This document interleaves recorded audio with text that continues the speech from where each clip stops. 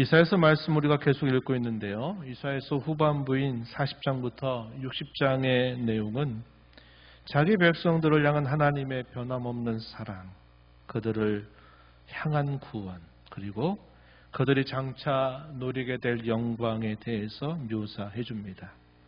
그래서 우리가 구약 성경 가운데 하나의 복음서를 꼽으라 그러면 이사야서를 꼽고 이사야 중에서도 복음의 정수가 어디 있느냐 할 때는 이사야서 40장부터 66장에 있다 이렇게 말합니다. 우리가 신약 성경에서 복음의 정수를 말하면 로마서를 말해요. 그 로마서 가운데서도 로마서 8장, 9장의 내용이 복음의 정수를 담고 있듯이 우리가 근래에 읽어가는 이사야서 후반부의 내용은 바로 그런 내용들을 우리에게 전달해 주고 있습니다. 그러한 약속이 값없이 하나님 백성들에게 주어지기 때문에 그것을 복된 소식, 복음이라고 부릅니다. 하지만 우리가 생각해야 할 또 한 가지가 있죠. 값없이 베풀어 주시는 그 큰 은혜 배후에는 하나님 편에서 우리가 짊어져야 할 모든 것들을 하나님이 친히 담당하셔야만 했다 하는 사실입니다. 1년 가운데서 우리 주님의 고난과 십자가의 죽으심을 또 묵상하면서 또 보내는 때가 다가옵니다. 우리에게 베푸시는 그 은혜의 이면 속에 주님이 받으셨던 그 말할 수 없는 고난, 마침내 죽음을 통해서 우리의 죄형벌을 받아주셨던 그 주님의 그 하신 일들을 우리가 결코 잊지 말아야 되겠다 하는 겁니다. 이사야서 전반부인 1장부터 39장에서 하나님께서는 마치 연극 무대 배우에서 이끌어가는 연출자 혹은 감독처럼 선지자를 통해서 그들 역사와 인생의 배우에 하나님이 등장하셨습니다. 반면에 이사야서 후반부에서는 마치 그분 자신이 무대 앞으로 직접 나타나서 하나씩 모든 것을 지시하시는 분처럼 나타나십니다. 반면에 선지자는 마치 어떤 역할을 하느냐? 선지자는 직접 하나님이 하시는 말씀을 듣는 자처럼 하나님께서 행하실 일들을 목격하고 그 행하실 일을 기다리는 자처럼 나타납니다. 이와 같이 이 성경의 표현법이 전반부와 후반부에 많은 차이를 보이고 있다 하는 겁니다. 물론 이 모든 말씀은 이사야 선지자가 기록을 해서 오고 오는 교회에 남겨주신 귀한 말씀이죠. 그러나 그런 분위기의 차이가 느껴질 만큼 이사야서 전반부와 후반부는 많은 차이성을 보여주고 있다 하는 겁니다. 그만큼 하나님께서는 직접 준비하시고 일하시고 인도하시고 모든 것들을 통제하신다 하는 것을 이사야서 후반부는 보여주고 있는 것입니다. 그분의 주권이 전면에 드러나고 있는 것과 같습니다. 오늘 저와 여러분에게도 마찬가지입니다. 지금도 하나님께서는 저와 여러분의 마음속에서 저희의 삶의 배후에서 보이지 않는 손길을 나타내시면서 우리 가운데 역사하십니다. 언젠가 마지막 순간이 되면 그분이 하시는 일을 직접적으로 세상 가운데 저와 여러분의 눈 앞에 드러내 주실 것입니다. 우리가 그렇다고 해서 그분의 일하심이 마치 희미하다거나 별스럽게 여겨서는 안 될 것입니다. 그렇다면 저와 여러분은 지금 어떻게 생각해야 될까요? 그분의 손길이 직접적인 것처럼 보이지 않고 간접적으로 보인다고 해서 그것을 별것 아닌 것처럼 하나님의 손길이 미치지 않는 것처럼 우리가 생각해서는 안 된다 하는 겁니다. 언제 그런 태도가 우리에게 나타날까요? 어떤 상황 앞에 우리가 낙심할 때, 우리가 지난주도 나눴지만 마치 우리의 믿음이 그 상황에 완전히 갇혀버린 것과 같은 태도를 보일 때, 어떤 두려움에 주저앉고 때로 포기한 듯한 삶을 살 때, 그런 모습을 우리는 나타내는 것이 될 겁니다. 이제 오늘 말씀에 함께 귀를 기울여 보시기 바랍니다. 오늘 설교 제목은 두려움을 넘어 감사로 이렇게 제목을 붙였습니다. 이 말씀을 통해서 샘을 얻고 또 새 마음을 가지고 하나님을 기쁘게 섬겨가게 되기를 축원합니다. 오늘 우리가 읽은 말씀에서 하나님께서는 선지자를 통해서 아직 오지도 않은 바벨론 제국 시대 이후의 일을 말씀하십니다. 오늘 우리는 그때가 바로 바사 제국의 시대라는 것을 알고 있습니다. 하지만 선지자 이사야가 살던 시대에서 봤을 때 이 예언의 말씀은 무려 150년이라고 하는 시간이 지난 다음에 이루어진 일을 알리시는 것입니다. 하나님께서는 그때 고레스 왕을 세우시겠다 이렇게 알려주십니다. 이사야서 41장 2절로 4절 말씀에서 하나님께서 직접 하시는 말씀을 한번 들어보십시오. 누가 동방에서 사람을 일깨워서 공의로 그를 불러 자기 발 앞에 이르게 하였느냐.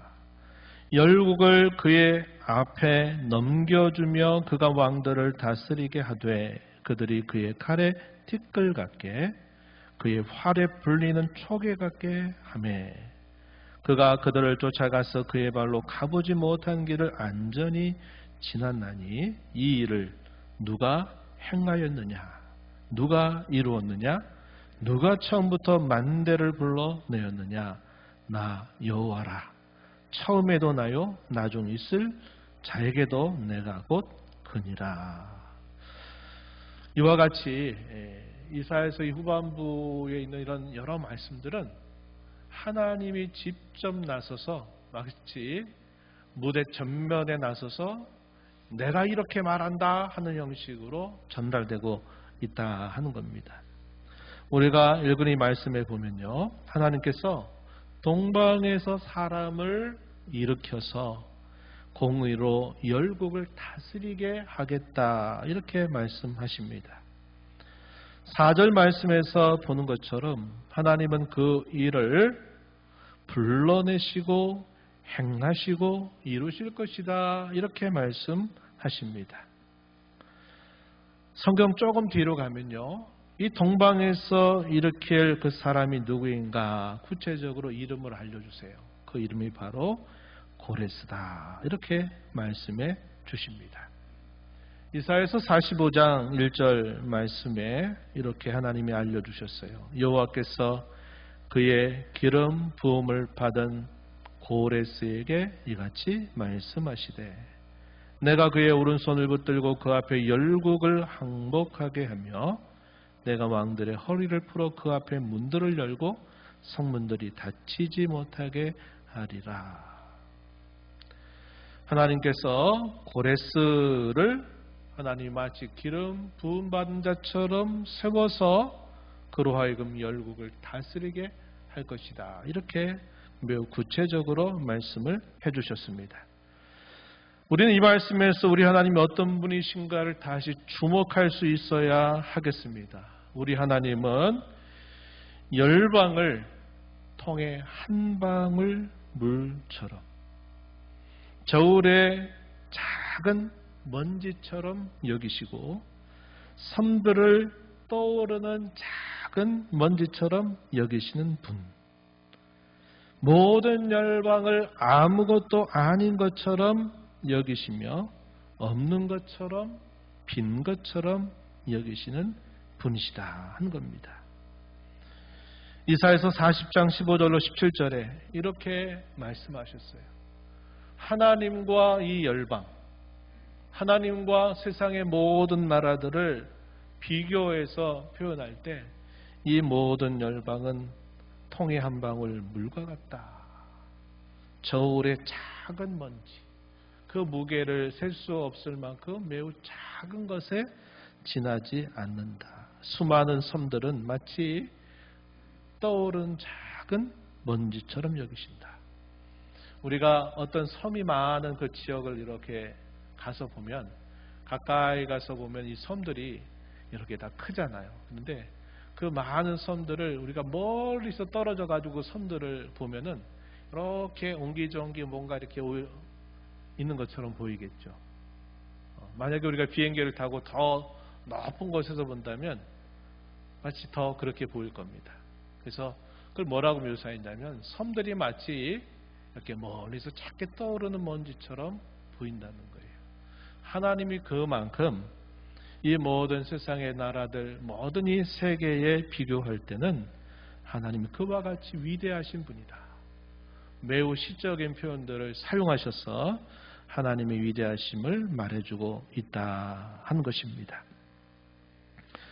우리는 한치 앞을 내다볼 수 없는 삶을 살아갑니다. 지금 일어나고 있는 이 전쟁이 언제 끝날는지 모두가 다 빨리 끝나기를 기대하고 바라고 있지만 이게 장기적으로 갈는지 조만간 끝날는지 아무도 그걸 알지 못합니다. 또 그 일들을 실제적으로 주체적으로 일하는 나라들도 어떻게 할는지 알 수가 없어요. 그런데 오늘 말씀처럼 그것도 짧은 미래가 아니라 150년 이후에 있게 될 그 일, 그리고 구체적으로 그 이름까지도 하나님이 미리 말씀해 주신다 하는 것은 하나님이 얼마나 위대하고 놀라우신 분이신가 하는 사실을 우리에게 분명히 보여주고 있는 것이죠. 고레스 왕이 등장할 때 바벨론을 비롯해서 다른 모든 열방은 어떻게 반응할까요? 당연히 대항하겠죠. 이 바사 제국이 일어나게 될 때 당시의 바벨론 제국을 비롯해서 모든 나라들은 이 바사 제국을 향해서 대항을 할 겁니다.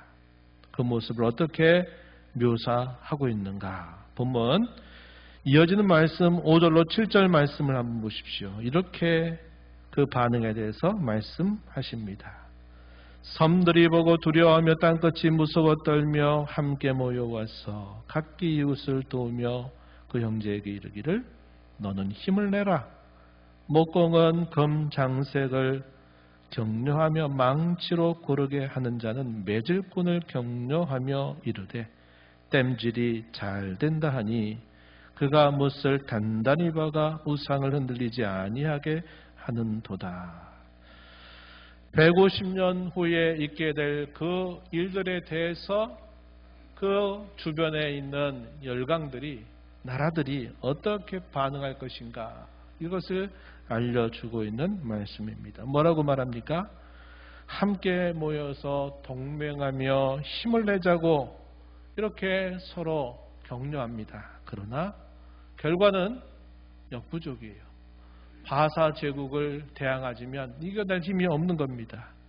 그래서 그들이 하는 일이 뭐냐? 그들이 섬기는 신들을 만들어서 그 신에게 우리를 도와달라고, 우리를 건져달라고 이렇게 몸부림치게 될 것을 말하는 겁니다. 그러나 결과는 역시 소용없는 일이 된다. 이렇게 표현하는 겁니다. 결과는 소용없다고 하는 것입니다. 결국 바벨론과 다른 나라들이 바사에게 패망을 당한다고 하는 말씀이죠. 그것은 하나님의 심판입니다. 즉 하나님께서 바사 제국을 통해서 다른 나라들의 죄악을 심판하신다고 하는 것입니다. 이제 우리가 한 가지 생각해 볼 것이 있어요. 그것은 그런 나라들을 하나님이 자기 백성을 위해서 어떻게 사용하시는가 하는 것입니다. 두 가지 경우가 있습니다. 하나는 심판의 도구로 사용하시는 경우이고 또 하나는 구원의 도구로 사용하시는 경우입니다. 그래서 당시 백성들이 볼 때는 어떠한 경우에는 고난과 시련과 위기가 그들에게 닥치는 일을 경험하게 되는 것이고 또 어떠한 경우에는 위로와 구원과 회복을 경험하게 된다는 겁니다. 만약에 하나님께서 그 강력한 제국을 심판의 도구로 사용하신다면 어떻게 될까요? 하나님 백성들에게는 고난과 시기와 위험, 이것이 닥치는 것이고 하나님께서 세우시는 강력한 나라를 하나님이 구원의 도구로 사용하시게 될 때는 그 나라를 통해서 위로와 평안과 기쁨을 경험하게 된다고 하는 것입니다. 이사야서 45장 7절 말씀은 이렇게 깨우쳐 줍니다. 한번 말씀을 보시죠. 이렇게 말합니다. 나는 빛도 짓고 어둠도 창조하며 나는 평안도 짓고 환난도 창조하나니 나는 여호와라. 이 모든 일들을 행하는 자니라. 하나님이 스스로를 뭐라고 말씀하셨어요? 빛도 짓고 어둠도 창조한다. 빛과 어둠, 하나의 상징적인 의미입니다. 그 의미를 그 다음에 알려주세요. 뭐라고 말씀합니까? 평안도 짓고 환난도 창조한다. 그래서 빛은 어디로 연결시켰느냐면 평안과 생명 같은 것으로 연결시키고 어둠은 환난과 고통 같은 것으로 연결시켰는데 하나님은 이 모든 것들을 하나님께서 다 행하신다. 이렇게 말씀하는 겁니다. 내가 여호와다. 내가 이 모든 일들을 행하는 자다. 이렇게 하나님을 스스로 알려주시고 계시다 하는 겁니다. 그렇다면 궁극적으로 하나님 백성들의 운명이 어떻게 될까요? 오늘 우리가 읽은 본문 8절과 9절 말씀을 우리 함께 다시 읽어보겠습니다. 8절 9절 같이 읽어볼게요. 그러나 나의 종 너 이스라엘아 내가 택한 야곱아 나의 벗 아브라함의 자손아 내가 땅끝에서부터 너를 붙들며 땅 모퉁이에서부터 너를 부르고 내게 이르기를 너는 나의 종이라 내가 너를 택하고 싫어하여 버리지 아니하였다 하였노라. 아멘. 여기 읽은 말씀에 보면은 그러나라는 말이 등장하죠. 왜 그럴까요? 우리가 앞에서 읽었던 말씀을 다시 떠올려 보세요. 하나님이 동방으로부터 한 사람을 세운다는 거예요. 그랬더니 그 세우는 그 세력에 대항해서 바벨론을 비롯해서 모든 나라들이 서로 힘을 합쳐가지고 야 바사제국을 우리가 대항해서 이겨내보자 이렇게 힘을 기울이고 심지어는 자신들이 믿는 신들의 이름을 부르면서 도움을 요청한 겁니다. 그런데 결과는 아무 소용이 없게 된다 이렇게 말씀했던 거예요. 그런 다음에 하나님 백성들에 대하여 말씀하면서 분위기가 확 반전이 됩니다. 그게 뭐냐면 그러나라는 표현이에요. 그러나 세계 모든 열방은 이 바사제국 앞에 무릎을 꿇고 항복하게 될 것이지만 그러나 너희는 그렇지 않을 것이다. 이렇게 말씀하시는 내용이 되는 겁니다. 이 말씀을 우리가 좀 더 살펴볼 필요가 있어요. 이스라엘을 택한 야곱, 하나님의 벗 아브라함의 자손이라 부르시는데 어디에서부터 그를 불러내신다 이렇게 말씀하셨습니까? 땅 끝에서, 땅 모퉁이에서부터 부르신다 이렇게 기록하셨습니다. 이 말을 역사적으로 생각하면 과거에 하나님이 갈대아 우르, 바벨론 제국이 있었던 옛적의 초대 바벨론이 있었던 그곳에 이 아브라함이 그곳에 살고 있었어요. 여호수아의 가르침에 따르면 거기서 뭐 했다고 말합니까? 우상을 만들고 우상을 섬기는 그런 삶을 살았는데 하나님이 어느 날 그를 불러서 어디로 가라고 말씀하세요? 약속의 땅, 우리가 잘 아는 가나안 땅으로 가라고 하나님이 말씀을 하세요. 그래서 역사적으로는 이스라엘 민족의 시작을 그들의 조상 아브라함에게서 찾을 때는 갈대아 우르 지역에서 하나님이 그를 불러내셨다 하는 것을 보여주는 것이고 당시 이사야 선지자가 예언했던 그 훗날의 역사 속에서는 뭐를 말씀할까요? 훗날의 바벨론 나라에 의해서 유다가 패망을 당하고 패망을 당하는 일과 함께 바벨론 제국이 곳곳에 하나님의 백성들이 흩어져서 거기서 포로 생활을 한 70여 년을 보내게 되는 거죠. 그런데 하나님께서 어느 날 이 바벨론 나라를 패망시키시면서 그 열국의 곳곳에 흩어져 있었던 하나님의 백성들을 곳곳에서 다시 불러 모으시는 일을 해서 그들로 하여금 다시 약속의 땅으로 들어가게 하시는 일이 될 수도 있다 하는 겁니다. 그러나 이걸 문학적인 혹은 언어적인 표현을 따라서 살펴보게 되면 이 땅끝, 땅 모퉁이라고 표현하는 것은 그들의 출신 자체, 그들의 모습 자체가 보잘것없고 아무도 주목하지 않는 그러한 초라한 존재라고 하는 것을 이 문학적인 표현법 혹은 문자적인 표현법을 통해서 의미적으로 그것을 강조하고 있다 하는 겁니다. 우리가 아까 살핀 것처럼 모든 세계의 나라를 마치 통에 한 방울 물처럼 여기시고 수많은 섬들을 마치 떠오르는 작은 티끌처럼 여기시는 하나님 앞에 하나님이 그 인생의 한 사람 한 사람을 봤을 때는 뭐가 같을까요? 땅끝, 땅의 작은 한 모퉁이에 있는 그들을 하나님이 불러내시는 것과도 같다 하는 사실을 말해주고 있는 겁니다. 읽었던 마지막 부분에서 뭐라고 말합니까? 택하고 싫어하여 버리지 않는다 이렇게 또 말씀을 하셨어요. 무슨 뜻일까요? 다시 말하면 내가 그들을 사랑한다 라는 그런 표현입니다. 요약하면 무슨 말일까요? 하나님이 사랑하시기 때문에 그들은 역사의 큰 통파와 격변들 속에서도 그들은 건재할 것이다. 시간이 흘러갈수록 그들은 더욱더 영광스러워질 것이다 하는 사실을 말씀하고 있다는 겁니다.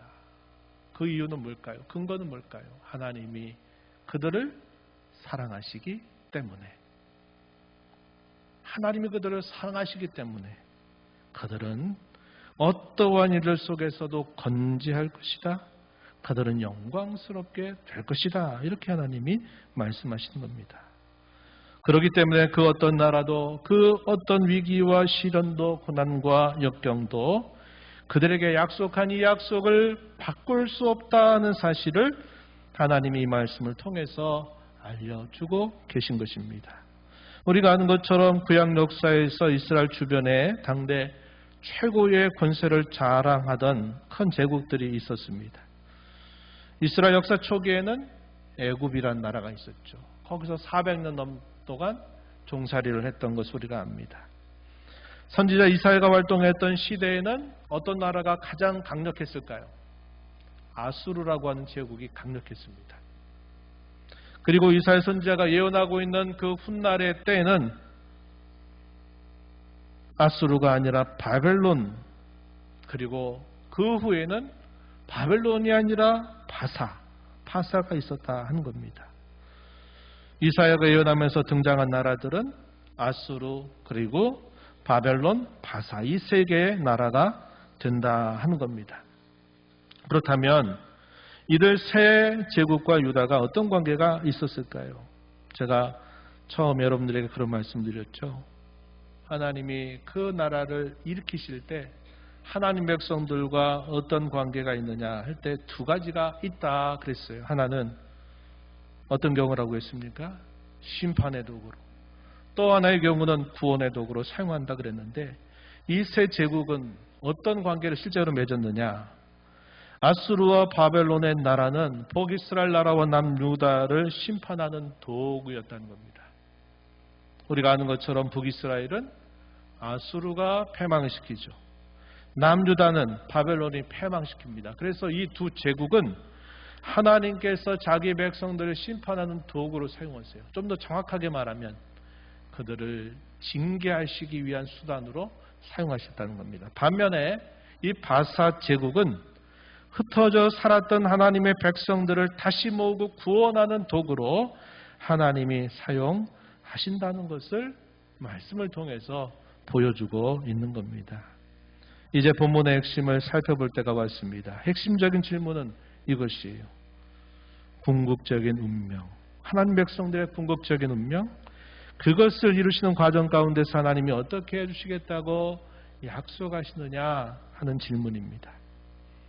하나님의 백성들이 역사의 격변과 진통을 겪을 때 하나님은 그들과 함께 하시고 그들을 도와주시고 그의 오른손으로 붙들어 주시며 그들에게 구원을 베푸시고 마침내 승리를 안겨주시겠다라는 것입니다.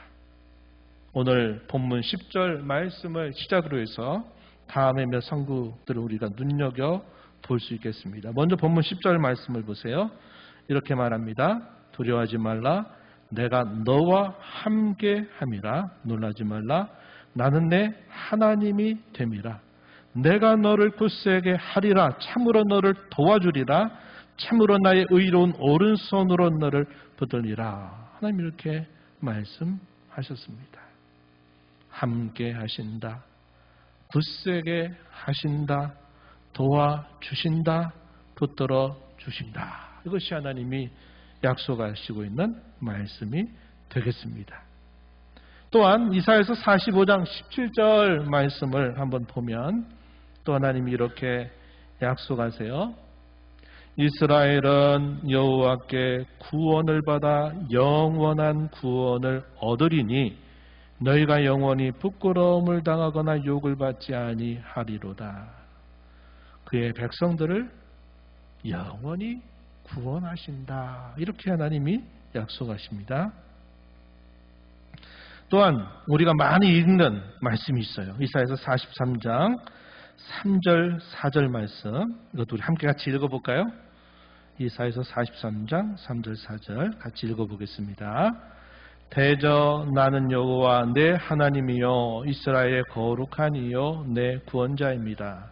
내가 애굽을 너의 속량물로 구스와 스바를 너를 대신하여 주었노라. 내가 내 눈에 보배롭고 존귀하며 내가 너를 사랑하였은즉 내가 내 대신 사람들을 내어주며 백성들이 내 생명을 대신하리니. 아멘. 여기 보면 하나님이 구원자다 이렇게 알리시면서 제국이 등장합니다. 애굽을 뭐로? 너의 속량물로 구스와 스바를 너를 대신하여 주었다.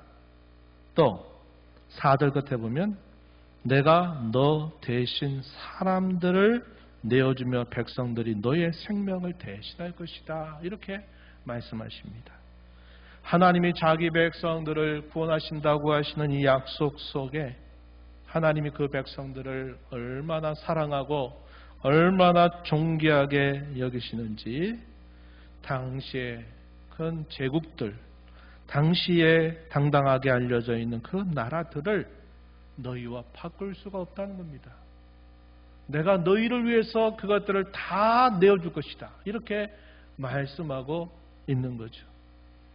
이 말씀은 대속의 원리를 가르쳐주는 아주 중요한 말씀이 됩니다. 하나님께서 자기 백성들을 세상의 어떤 나라들보다도 하나님께서 그 백성들을 존귀하게 여기고 그 백성들을 사랑하신다라고 하는 사실을 말씀하면서 내가 너희를 구원한다. 이렇게 약속하고 있는 것입니다. 오늘 저와 여러분 어떻습니까?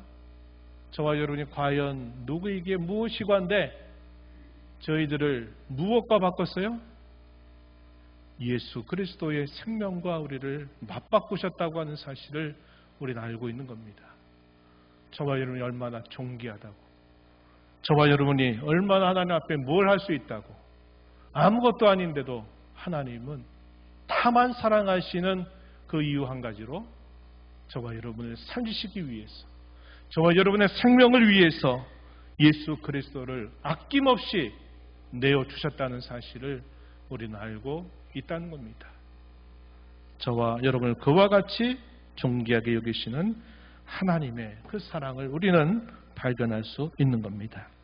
더 나아가 이사야서 41장 14절 15절에 보면은 하나님이 그 연약하고 약한 백성들, 버러지같이 아무것도 할 수 없는 그들을 하나님은 어떻게 하시냐면 마치 모든 나라를 추수하는 강력한 타작기처럼 그들을 만들어 주시겠다고 하나님이 말씀하세요.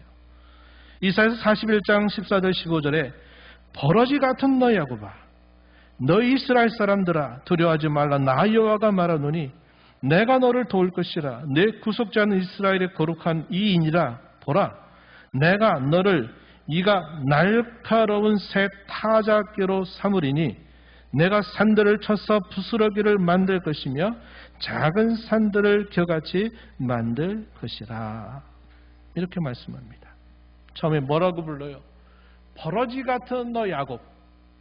버러지. 우리가 볼 때 아무것도 할 수 없는 그 연약한 버러지 같은 야곱이라고 불렀는데 하나님이 도와주셔서 어떻게 하시겠다고 말합니까? 날카로운 새 타작기로 삼아 주시겠다. 이렇게 말씀을 하시면서 그와 같이 하나님이 그 백성들을 도와서 강력하게 해서 그들에게 진정한 승리를 얻게 하시겠다. 이렇게 말씀하고 계시는 겁니다. 이런 놀라운 약속을 주시면서 하나님께서 자기 백성들에게 명령하시는 내용이 있어요. 그게 뭘까요? 본문 10절 앞부분입니다. 다시 보시죠. 이렇게 말해요. 두려워하지 말아라. 내가 너와 함께 한다. 놀라지 말아라. 내가 너의 하나님이다. 이렇게 말씀을 하시는 겁니다. 두려워하지 말아라. 놀라지 말아라. 이렇게 말씀하는 거예요. 오늘 이 예언의 문맥 속에서는 어떤 일일까요? 아까 이야기했듯이 바벨론 제국이 그들을 망하게 쳐들어와서 그들이 망하게 될 것이고, 훗날에 또 바사 제국이 일어나서 이런 일들이 있으면서 역사의 큰 격변을 경험하게 될 때 세상의 나라들은 그것에 항거하기 위해서 온갖 힘을 다 동원해서 어떻게든 저항하려고 한다는 겁니다. 그럼 하나님의 백성들은 어떤 마음이 들까요? 역시 두렵과 공포 가운데 있게 되리라고 하는 거죠. 그러나 하나님이 놀라운 약속을 그 백성들에게 주시면서 염려하지 말고 두려워하지 말고 겁내지 말아라. 이렇게 하나님께서 자기 백성들에게 위로하시는 말씀을 주고 계신 것입니다. 오늘 말씀을 통해서 우리 주께서 여러분들을 위로하시고 여러분들에게 쓰임 주시기를 진심으로 기원합니다. 전 여러분에게 세 가지 권면을 나누면서 말씀을 마무리하고자 하는데, 감사하자는 겁니다. 그리고 신뢰하자는 거예요. 그리고 담대하게 하나님 영광 위에서 살자 하는 이 권면을 여러분과 나누고 싶은 겁니다. 첫 번째, 우리를 향한 하나님의 사랑과 구원의 섭리에 감사하자고 하는 것입니다. 저와 여러분을 땅끝에서 모퉁이에서 부르신 은혜와 사랑을 잊지 말아야 하겠습니다. 우리를 복되게 하실 하나님의 궁극적인 섭리를 우리가 감사하는 자로 살아가야 하겠습니다. 두 번째, 우리를 빚어가신 하나님의 손길을 깊이 신뢰하자고 하는 겁니다. 빛과 어둠처럼 환난과 평안과 환난이 있다 하더라도 그 모든 일들 속에서 합력하여 선을 이루신 하나님을 저와 여러분이 이 땅에 사는 동안 깊이 신뢰할 수 있어야 하겠습니다. 이사야서 45장 7절에서 읽었죠. 빛도 짓고 어둠도 창조한다. 평안도 짓고 환난도 창조한다. 이렇게 말씀하셨고요. 이사야서 45장 9절에서는 토기장이와 질그릇 같은 비유를 통해서 하나님이 마치 토기장이고 우리를 질그릇같이 여겨서 그야말로 진흙덩이와 같은 불과한 그런 아무런 그런 필요가 없는 그런 진흙 같은 것을 잘 이것을 이기죠.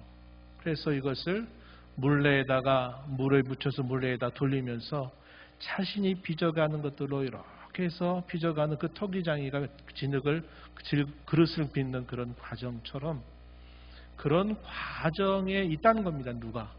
하나님의 백성들이, 우리가 그 과정에 있다는 거예요. 그래서 하나님 때로 우리에게 환난도 역경도 시련도 주시고, 그러나 그것이 그 빚어가시는 하나의 과정일 뿐이지 하나님이 우리에게 보이시는 것은 마치 마스터피스와 같은 하나님의 걸작품 같은 것으로 저와 여러분을 만들어 가신다는 것을 우리는 굳게 신뢰하면서 살아가자고 하는 겁니다. 마지막으로 우리가 임술 두 가지가 있어요.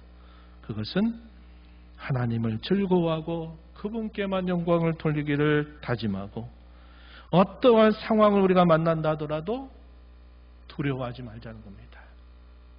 이 두려움을 넘어서서 하나님 앞에 감사하는 자로 살아가자고 하는 겁니다.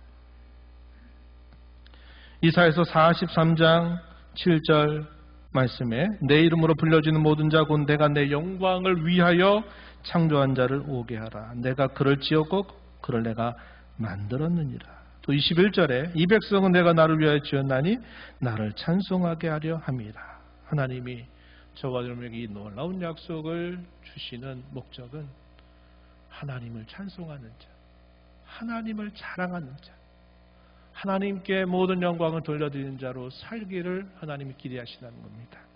그리고 마지막으로 오늘 우리가 읽은 본문 10절 앞부분에서 있는 것처럼 두려워하지 말자 하는 겁니다. 어떤 일이 저와 여러분에게 닥쳐도 두려워하지 말고 놀라지 말고 의연하고 담대하게 살아가자고 하는 것입니다. 수많은 불안과 수많은 두려움에 때로는 잠깐 동안, 때로는 길게, 때로는 그 강도가 아주 강하게, 때로는 작게 우리는 인생을 계속 살아가게 될 것입니다. 그 모든 일들 속에서 두려워하지 말고 오히려 그 일 속에서 감사하고 하나님의 영광을 위하여 전진하는 저와 여러분이 되기를 축복합니다. 하나님 아버지 감사합니다. 오늘도 저에게 주신 말씀을 통하여 땅끝에서 땅 모퉁이에서 마치 부르신 것처럼 아무도 주목하지 못하고 보잘것없는 저희 같은 인생을 하나님이 사랑하시고 눈여겨보셔서 천하와 팥고도 아깝지 않을 만큼 존귀하게 여기시는 하나님의 고백, 하나님의 사랑에 관하여 다시 한번 듣게 하심을 감사합니다. 저희와 함께 하신 하나님 앞에 저희의 살아가는 삶 속에서 어떠한 두려움이나 어떠한 공포에 저희들이 주눅들지 않게 하시고 믿음을 가지고 이 두려움을 넘어서 감사로 하나님께 영광 돌리며 하나님의 이름을 자랑하며 살아가는 저희들이 되게 주옵소서. 예수님의 이름으로 기도하옵나이다. 아멘.